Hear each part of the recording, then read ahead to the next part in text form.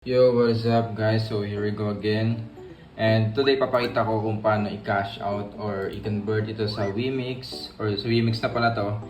And ang gagawin natin process ngayon is to cash out or i-convert sa peso and papunta sa GCash.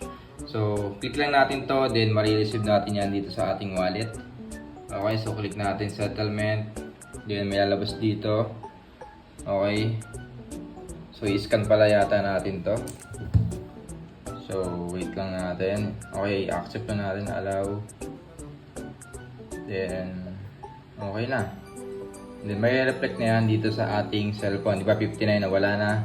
Then, refresh. So, ayan, eto na siya. 62 na kasi may balance tayong ilang pirasong Wemix. So, ngayon pupunta naman tayo sa coins.ph. Yan, sa app na yan.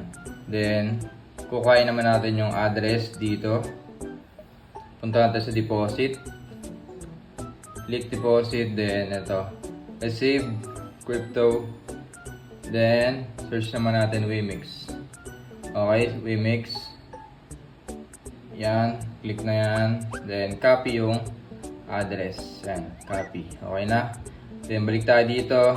Then click to. And transfer. And paste lang natin yung address na yun. Okay, so next. Then, syempre magtitira tayo dyan. Gawin nating 61 lang. Kasi kailangan natin lagi may tira dyan na gas fee. Okay, 61. And send. Okay. So, okay na. Mawala na yun sa ating balance. Okay, so punta naman tayo sa coins.ph. Back lang natin. So, mag-reflect yan dito within minutes or second. Baka natin dyan. So, dyan pa karami natin.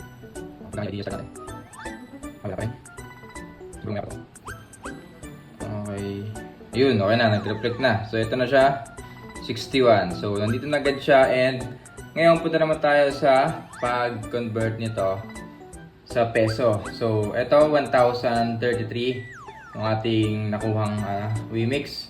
Ngayon, sisell naman natin siya. Hirap ng gawanan. So, all na natin yan para all in.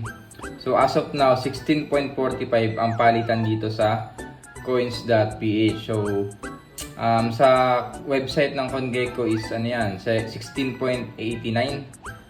Pero ngayon, dahil nga sa coins.ph may tax, alam nyo na, Pilipinas. So, review na natin yan. Ayan, so ang makukuha na natin ay 1,012. So kanina 1,033. So ganun din kalaki yung yung tax. So proceed na natin for the sake of this video. So yan. Okay, transaction successful. So ngayon converted na nga yung ating Wemix into peso. So cash out na naman natin, no. Ito na yung next process natin is to cash out yung ating nakuha dito sa Legend to Premier. So ito, nakasave na rito yung aking Gcash.